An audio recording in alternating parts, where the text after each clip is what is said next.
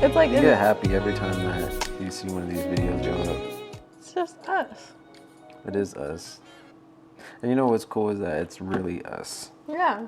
Like it's not like we're sitting here planning this shit, and it's like, yeah, it takes some thought to put the camera there, I guess, but like that's a real meeting. Yeah. And you just like said it there. You were already testing stuff out, and then I just came in. Oh yeah, what's up? You're like, let's have our meeting in here. Well, it was natural. Yeah. Okay, Yeah. that's cool. So you're noticing that people are like noticing. Yeah. People noticing us. People noticing us, which is interesting because I try to make it a point to not be noticed. Mm-hmm. And I'm Even very though, private about my relationships. I've never posted with or about anybody in my romantic life like this, even my personal life like this ever. And also, you're adding all these posts to your page, and you were all like, "Oh, I need to match an aesthetic." I said, fuck the aesthetic. We are the aesthetic. That's what I'm saying. Like you can't think too hard about this stuff. Mm-hmm. It makes me happy. It's like, do you know how many years I and so many other little girls and just people in general have spent like looking at probably planned, probably scripted relationship posts and being like, damn, I wish I could find that. Yeah. And I'm like, goals and all that. This is just my life, bro. Like, that's really exciting. Well, that's the thing. A lot of people really do just watch scripted stuff, and it kind of, I don't know, I feel like it pulls them away from reality. Mm-hmm. And so they look at what it is that they have, and then they feel down about themselves because it's not what they see portrayed in other people's relationships. They don't see it in theirs. Sucks for them. Yeah. Sucks to suck. I think you have to just kind of like realize like even with me, even what ideas of healthy relationships that I did have, I was like, I have to figure out what that feels like for me because it looks different and feels different in action when you're actually in it anyway. Mm-hmm. Like you can imagine all you want, like grass is greener on the other side. When that's your grass, it's like, oh shit. When that is your grass, yeah. Mm-hmm. Yeah. You know, it's like the saying, as that saying goes, the grass isn't always greener on the other side. Mm-hmm. But sometimes it's fucking greener.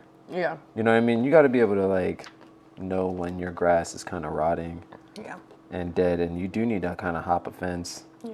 I think that's the expression, though, right? Like, the grass is greener on the other side. Everybody wants what they don't have or what they see. Oh, that is the expression. You're right. Yeah. The grass is always greener on the other side. It They're makes like, it look like it looks like, yeah. Or even like, you know, like, oh, I wish I had like her, but like there was this girl in the gym this morning who was like, nice cheeks. I was like, who said that? Girl. Just like some random girl in the bathroom. It was like an older woman, but so it wasn't weird. It was like, she was like, I don't know, washing her hands or stretching or whatever the fuck. And I was just washing my hands and she was like, nice cheeks. I was like, thanks, girl. She was like, girl, look at me. These are tight booty pants and I have no booty. And she was wearing, and she did it.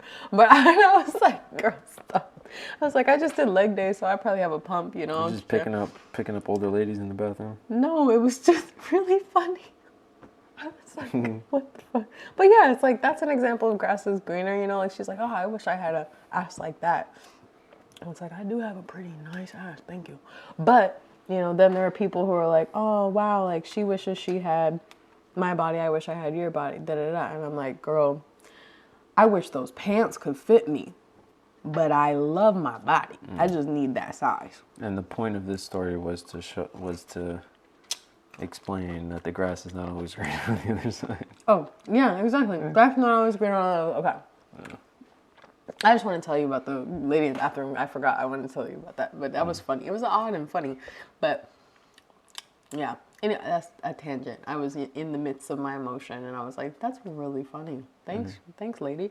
But yeah, no, I hear you. It kind of sucks. People are going through it. There's a lot of things that people are battling right now. Well, it ain't us though. Yeah, but it's interesting because like everybody that I'm talking to is like dealing with something as well, right? Like I'm processing my own personal emotions. Our relationship is amazing, you know, and it's healthy and it's secure, and I feel fantastic about it. That doesn't mean that individually we aren't processing things we need to process, and that's tough. It's just one thing that we don't have to really worry about. Yeah, which I think is huge because it's like that makes up a huge part of our day-to-day present lives, you know? So then we have time to process the shit in our past lives because our present life actually has some semblance of peace. It's like, oh, in your love life you actually have peace and honesty and communication. And it's like maybe sometimes those people that see those videos are like, oh, but I wish you would do this thing. And it's like, okay, but what are you getting that you do actually so need? Yeah.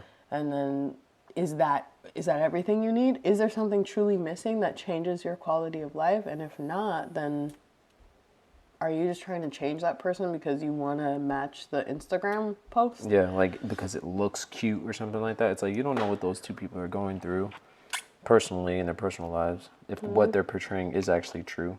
That goes for us too, right? There's going to be people who are going to watch us and be like, oh, that's so cute, blah, blah, blah, blah. We should be doing that. It's like, no, like, y'all have another path. Y'all have another story. If your story looks something like that, all right, cool. But it's like it's different. Yep. And then to speak to, like being able to have that peace, you know, while we contend with the outside world in our individual lives. You know, you've lived that life. I lived that life where you come home and that shit is not peace. Yeah. Like to the point, and I honestly kind of think, now that I'm thinking back to it, I might have not have really started taking the time when I got home. You know how I like sit in the car?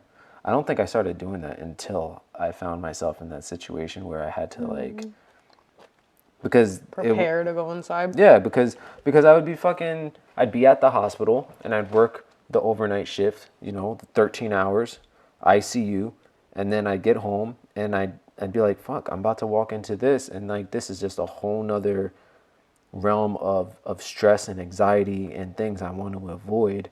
So I would sit in the car and sometimes I would literally sleep. I'd start sleeping in the car. Yeah. It's like a reset, like your own moment of time. It was interesting too. I was at my sugaring appointment. Though you bring up a really good point, that taking that time, and I was talking to the expert, and she was like, you know, I'm open for whatever with my clients here, if they want to have a conversation and vent, if they need to just sleep or whatever, because we were talking about, I was like, you know, sometimes I sleep when I'm in here if I'm quiet, and then, you know, I'm down to have a conversation because you're a human being as well, you're providing a service, but you know, I don't want to, you know, it's awkward if we're just kind of like, do, and I'm also just trying not to ignore lock you. eyes. Yeah, exactly.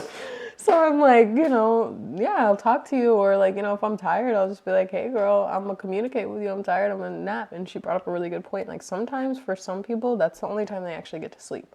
So it's like, oh, like, or maybe it's the quietest point of their day, or you know, whatever, you don't know, but it's like in that 30 minutes or an hour that you're in that service, that she's like, dude, you need to sleep, you need to take a meeting, you do what you need to do. That's interesting. I wonder if she came to that conclusion, you know, that realization that might be the only time that people can sleep during their day. Yeah. Because she had experienced something similar or is experiencing something similar, and she'd like to hold space for people who might be experiencing that. And it's like, shout out to that person. For sure. Yeah. That was really special when I heard that. I was like, you know what? Yeah. And then what you just said about taking your time in the car reminded me of that. And I want to thank you for the times that you let me take the time with you in the car. Because I know, yeah, it's like we don't have to worry about going inside and being greeted by turbulence. However, sometimes you still want to take that moment. And also if it becomes habitual, it still is something that's like a sanctuary for you. So, yeah.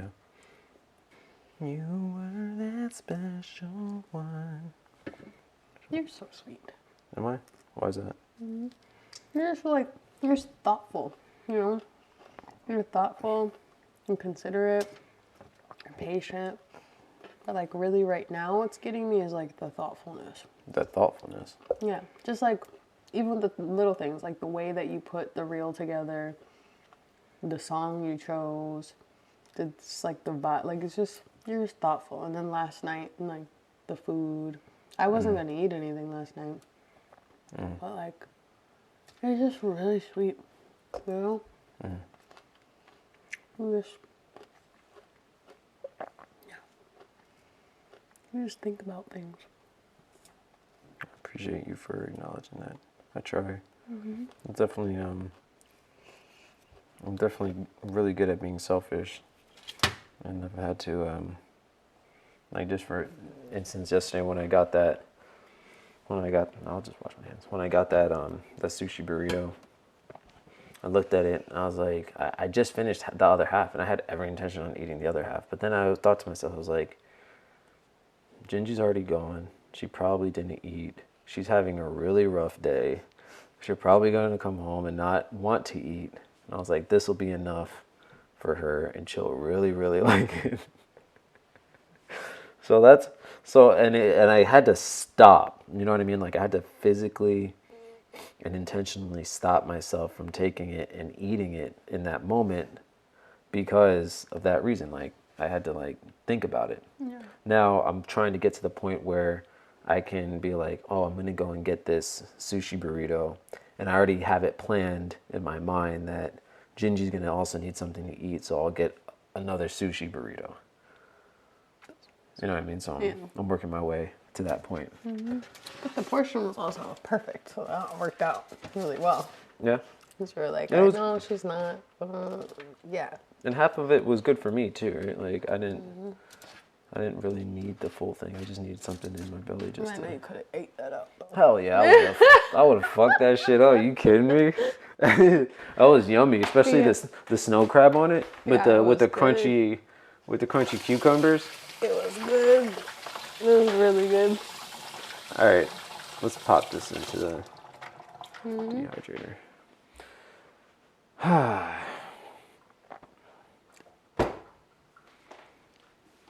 Okay. Should we wipe this out? Yeah. Nah. He said, nah. Just put this joint in here. Well, I don't want it to smell like this. Smell like what? This oh, stuff. that stuff? Okay, let's put a piece of tinfoil down.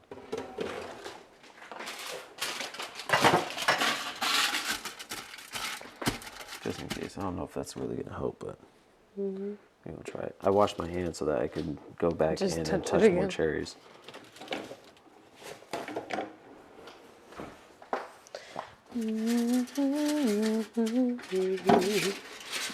So do you think we drain each other's capacity? I think that there are times when we need different energy from each other, but I don't particularly think that we like, I mean, I'll speak for myself.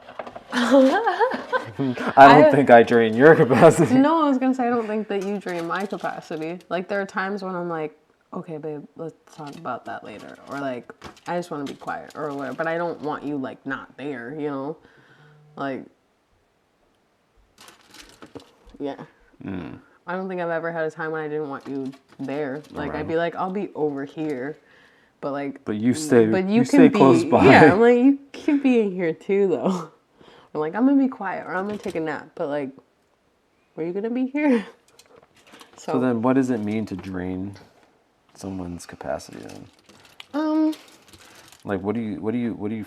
First, let's define capacity. Like, what do you think your capacity is? What is capacity? Capacity, I'd say energy or force or ability to execute, to engage, to connect, to etc. Capacity, yeah, is like energy, ability, skill set to do XYZ. Skill set. Yeah. Oh, that's what I think. I like that. What do you think? Similar. I think it's a finite amount of intention that you can apply to anything, but finite. You can't do it for everything, and you can't do it all the time. Even with yourself, like I know I drain my own capacity. You know what I mean? whether knowingly or unknowingly. I do things that drains my own capacity. I make poor decisions or good decisions that ultimately result in me having to spend capacity. That makes sense. So when we're talking about the question I just asked, it's like, well then, yeah, then we both drain each other's capacity in some instance. It's not like, Yeah. I'm not going to sit here and talk to you forever. Well, yeah. Because it would drain my capacity to listen Yeah. and to talk. But I feel like, but that's then like the type, right? Like I may not have the capacity to talk to you forever, but my capacity or my threshold to be in the space with you is much larger than my capacity to talk to you forever, you know? So That's true. where I'm like, okay, I'm tired now, but like I'm just gonna sit over here and you can sit over there. So then capacity / I guess energy levels. Is it on dehydrate? It is on dehydrate. Okay. So capacity / energy levels, whatever it is. That then is, it's like while it's finite, it's also variable to, it's like it's variable in the amount depending on what it is that's seeping your capacity. Yeah, the task. You know, like the task or the people. Yeah. Right. So I guess there's Yeah, ciao. so it's like if I could put it in math terms, maybe it's capacity X, you know, and then maybe there's an exponent, and then depending on what X is, you would it would alter the amount of capacity that's spent, right? Depending on what that variable is. No, capacity. Capacity equals X over. No, capacity then X, capacity times X, yeah, that makes X sense. being the variable, and then maybe there's an exponent. I don't know. I have to talk to my mathematician friends, you know. But I bet you there's some sort of formula where I bet you can just quantify the amount of capacity being spent on any one given thing, depending on what that given thing is. Yeah. And then for everyone, like you'd be like, okay, capacity in relation to working or driving or talking to people or spending time with so-and-so. Because there are some people you get around that immediately you're like, ugh. Have you ever had that feeling where, you know, it feels physically exhausting to speak? Like they're like, explain yourself or whatever, but it's like just that one person or that one topic or circumstance and you're just like, Yep. I know exactly what you mean. It might be somebody, say, for instance, at work, you know, where, you know, the moment they open their mouth, your capacity is spent. Yeah. You're like, I'm already there. It's like, bro, why are you here? Yeah. Like, why? No. And then there's other times where it's like, hey, I would love to just like sit and talk to you about anything, but that depends on the person heavily.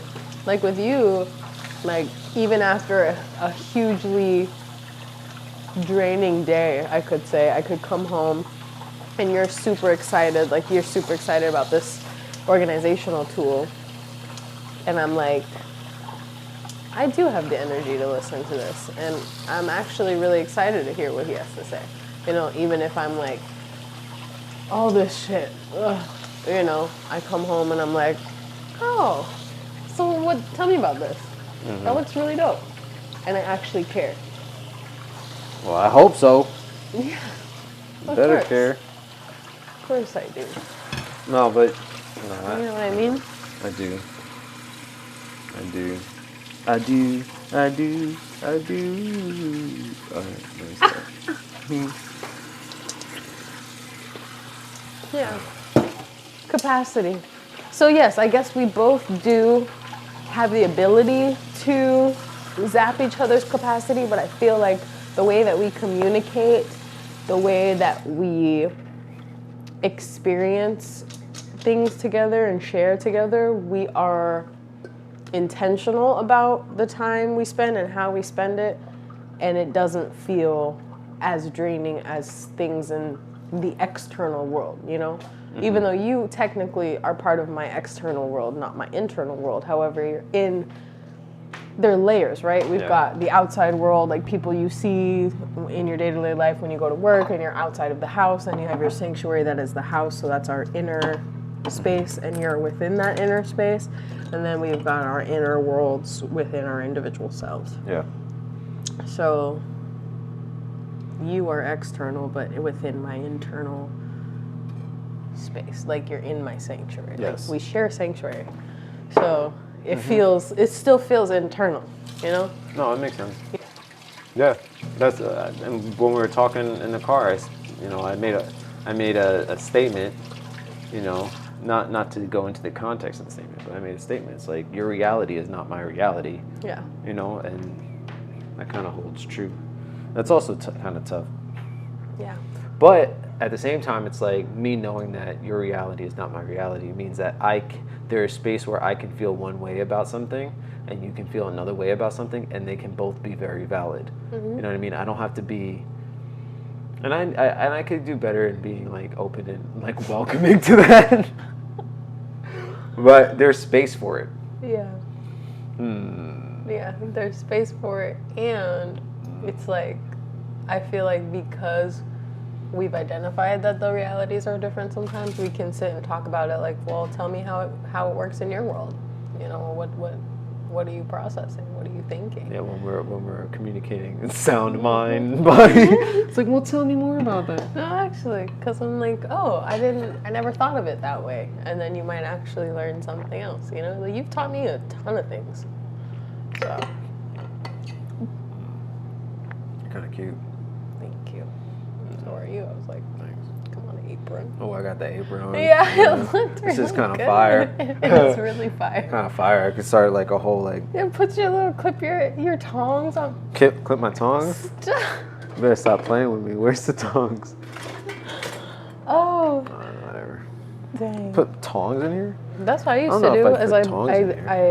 I'd attach I'd attach my towel, one in the front, and then one in my pocket, and then I'd the put, towel.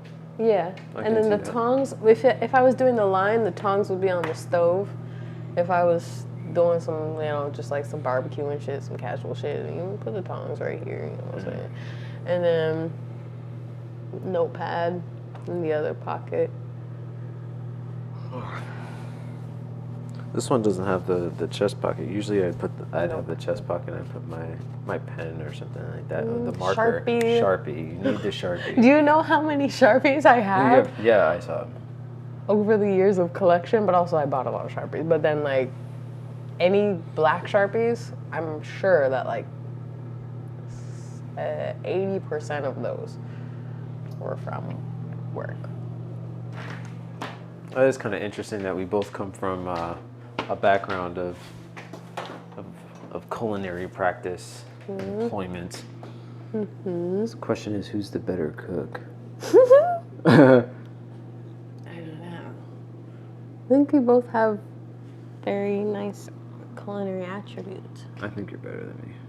You think so? Yeah, for sure. Okay. Well, you have more training. Okay. You have more training, and well, also I like your food. Thank Sometimes you. it just miss, but Yeah. I don't really ever tell you. What the heck? That's not true. You'll be like, because usually when it's a miss, I will say like, babe, this is not. Be like, this isn't giving what I wanted it to give, and you'll be like, yeah. That's true. Is there any one time that you were like, you really didn't like something and you just ate it anyway? I don't think there was a time where I really didn't like something. I'm pretty easy to please. I can't pinpoint it, but there were definitely maybe a time or two where I was just like, I had a bad day. this is I think this I made is something not it. too salty, and then There was and I think I said something about I was did. like, this is a little strong on the salt. I know I was like, damn, yeah. Yeah, you was having a rough day that day because you gave me attitude. But I was like, what didn't you like? I don't know. You asked me to be specific about something. I forget. You don't ever really make the same meal twice. Yeah, but I think you like that too. You get I something mean, I different. do, but then when you But do then make a when you meal that want I me to- like, and then I'm like, yo, can you repeat that? It's like, Yeah. no. Well, I have to start writing my recipes down then, and we'll make sure. I know that you really like banana bread and you really like a cornbread, and I'm trying to get the cornbread right. I was having a real good day that day. But I'll get it, you know, it's just like, we test it, we trial it, and then we're like, that's the one. But then make sure that day to be like, that's the one. Don't be like, you know that cornbread you made a couple weeks ago? Like, I forgot what the fuck I did. I just did it. Now it's my fault somehow. No, it's not your fault. But let me know so I can write it down, and I'll also because I'll be like, I like that, and I'll write it down. Because I used to do that. I have So did you one of write these down notebooks. the cornbred recipe? Because I did just tell you, I said that was a good cornbread That you recipe. like that one? Okay. You know, when we were talking earlier today, you made it a point in that you're recognizing, you know, certain trials that some people might be alluding to when they say certain things. Yeah.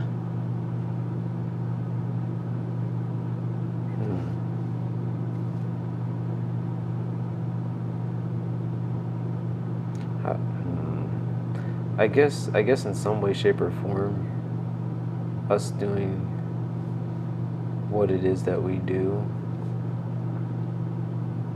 might help certain people in that regard. You think? Probably. So a lot of people are like, wow, you guys like sit and have weekly meetings. Like, you know, and a lot of the healthy things that people do in relationships is a foreign concept to most of the population. It was a foreign concept to me as well. Or it was like, oh, that sounds really nice. I wonder what that's like. Or to like be with someone who actually has the mental capacity and strength to do that. So do we have then the moral obligation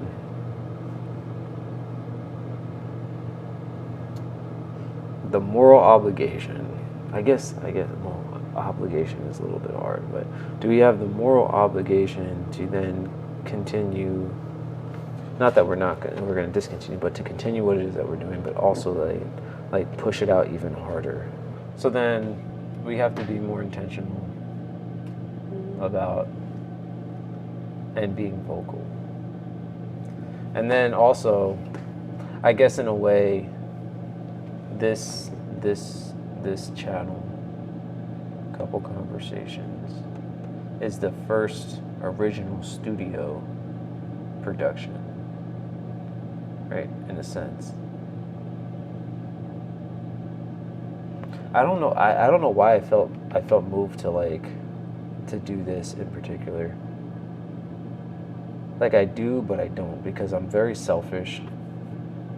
But then at the same time, I'm like, I see a lot of people hurting, and a lot of it comes down to, in my mind, it has come down to pain that they have found themselves in, whether it's of their own doing or not. There's always a trail. Like there's a reason. And it can be something as extreme as, I saw my dad beat my mom. And then for a man, or witnessing that, it's like he now beats his ex. Not ex as an ex, but like person, whoever that is, right? And then for a woman, it's like, I saw my dad beat my mom. So now all of a sudden she's finding herself in situations where she's being beat, or she is beating. You know what I mean? So it's like pain after pain after pain, and then the conversation of men ain't shit, women ain't shit, and now there's this divide between men and women, and it's just like it's unnerving. It's kind of wild. Hurt people. Whereas hurt people should say, damn, I'm hurting. Why? And how can I make sure that doesn't continue?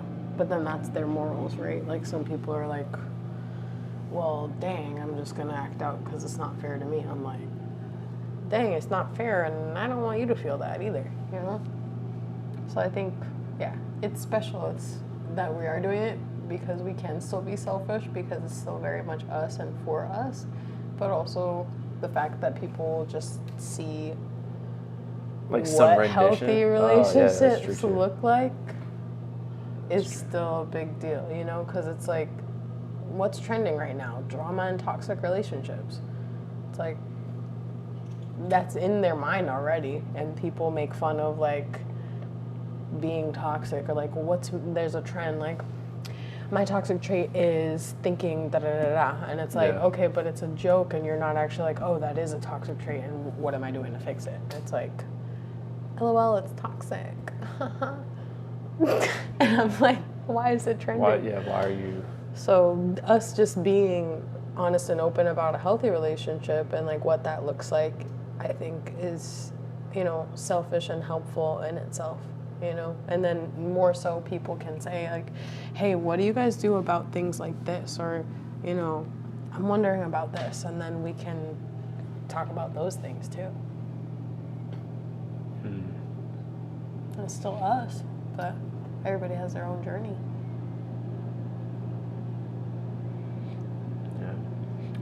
I'm very curious as to the levels of self-accountability that people in general are able to take on. Because I allude to it pretty often, and I know you sometimes when I allude to it, you might not like it, but when in any instance, I'm just like, it always comes back to self. And I think I care about, or like I hear when you do that and it matters to me. Like I consider myself a very accountable person. It also, when you're already having that, providing yourself, someone said instead of saying constructive criticism, say feedback, because criticism still has an underlying negative. So it's like, instead of criticizing myself, the feedback that I give myself is reflective of, okay, I need to work on that. And then you're like, yeah, you need to work on that. And sometimes that's like, oof, but it's also only oof because it's true, And so, yeah, it's like, oh, you're seeing me under construction. I mean, yeah, under construction. And I'm like, So am I an asshole if I was to say that, say in that instance, under that context where you were like, criticism has a negative underlying connotation? Am I an asshole if I'm just like, yeah, but you only feel like that has a negative connotation because that's what you feel? So where does that feeling but I think come the from? majority of the population feels it as well. And so then you reframe it in your mind so you don't feel it's the same thing, but it's palatable. It's like, okay, I understand. Like, I can take this and I don't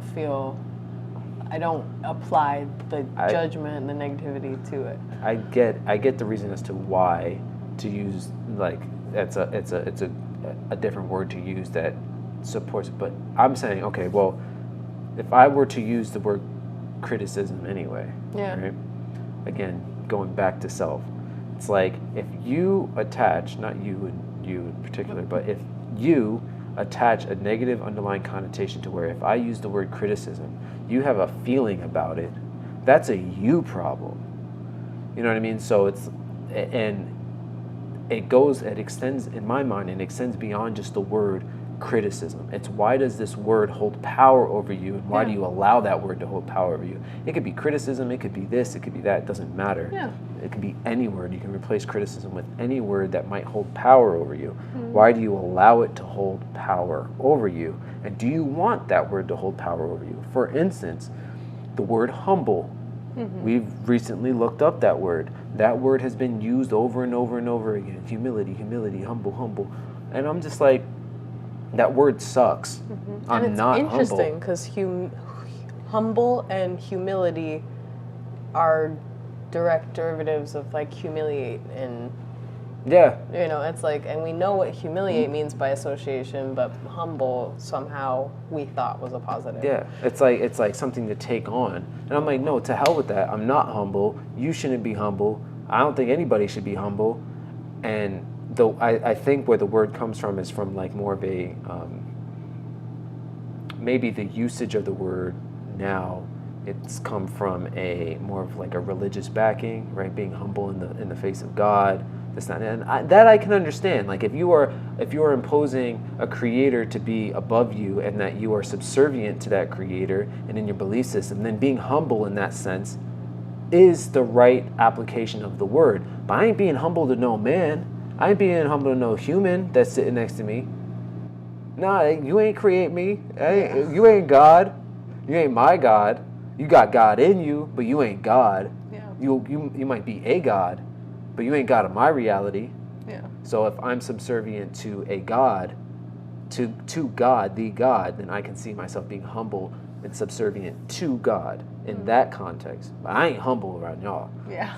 You know, when God comes down and talk to me, I'll be, oh, what's up? You know what I mean? But other than that, it ain't happening. Under that context, I understand. I ain't humble. But that word holds power over us, and we allow it to hold power. And so what I've been doing is whenever I hear people say humble, I ask them, I tell them, I'm like, look up that word and read the definition and let me know if you still think that about yourself. I mean, like with the word criticism, like you had mentioned before, I, would hear that applied all the time and, just take it and deal with it, right? But then for myself, switching the application for myself so that I'm not, like you're your own worst critic, right? But switching it up so that I'm providing myself with feedback on myself. I'm critiquing, but I'm not criticizing myself,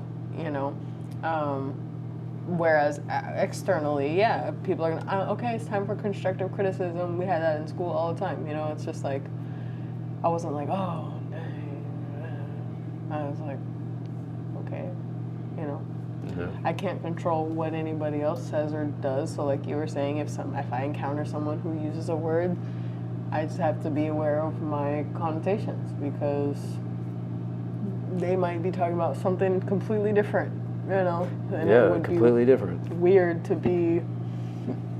for me, I feel like, to be like offended by the words they chose to use.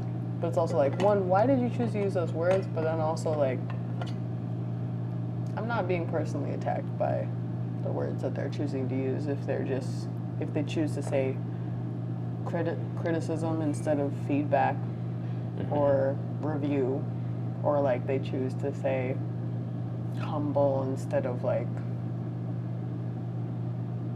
I don't know what's a synonym. Well, now that I know the definition of humble, I don't know a positive synonym. But I don't know either. Like, because people tend to say humble, like, oh wow, like you minimize which is still kind of a negative when you say it out loud. It's like you minimize the extent of what you are actually doing. Like you're just so nonchalant and like, chill about it, but you're doing a bunch of shit. Like you're humble about it. Like that's how I was introduced to the word, right? But then like Kendrick's like, sit down, be humble. But then, which is like, okay, like pipe down. But then people would be like, oh, you're so humble. And it was like supposed to be a compliment thing. Because I'm not out here like, I'm doing everything, I run all this, like talking my shit. But because I'm just kind of like, oh yeah, I did that, thank you. They're like, you're humble. It's like, what you call me? Yeah. What you call me? I guess it's like I wanna know what a word for that is, where it's like you're just matter of fact, but not in like a stuck up way. So you would like to know what an antonym of humble is? Yeah, but that's actually positive. That's like the true meaning to what they're trying to say. Yeah, and antonym. Yeah. That's not like. Maybe look that up and we can put it on the screen for people. Okay, we should also put the definition of humble. Put the definition of humble. What's the definition of criticism? Yeah, go ahead, look it up. Dictionary-wise. I don't think it's all that bad. I don't think so either. It's probably just from what I remember. But, words have so many different definitions and their usage. There could be an innate negative. Noun, criticism, the expression of disapproval of someone or something based on perceived faults or mistakes is the first thing. Okay. Second is an analysis and judgment of the merits and faults of a literary or artistic work. So it's typically negative. No, I wouldn't say typically.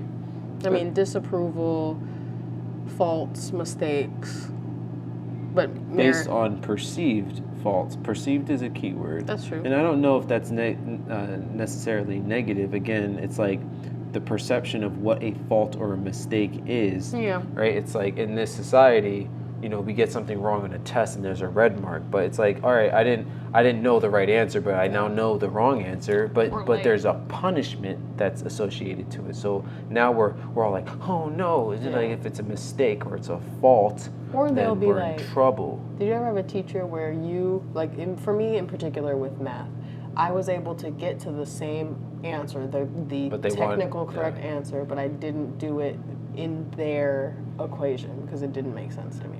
Or their steps. Their steps, exactly. Like, I was like, I didn't do it the way that you did. I didn't process it the way you did, but I still got the right answer. And they were like, this is wrong because of your process. That, I hate that. Like that, yeah, that does suck. But no, but that's, I feel like that's negative criticism. They'll be like, that's a mistake. I'm like, it's not a mistake because it's a correct process. It's just not your process. But did we not get the same answer? Mm-hmm. You know? So, but I guess, yeah, like critic, right? A critic, critically acclaimed is still derived from criticism and, you know? So I guess it's like, and merits is not necessarily a bad thing. It's just like analysis and judgment. Like, did I like it? Did I dislike it? How was it? Was it, you know, what? It is interesting that it's defined specifically for literary or artistic work. Mm-hmm. That's interesting. But then the first one is just like disapproval of someone or something based on perceived faults or mistakes. All right. Well. Interesting. Very interesting. Very interesting. Okay. Let's close this out. Goodbye. Bye. This is episode 11. Couple conversations. This is episode 11. All right, cool. Okay. Peace. Bye.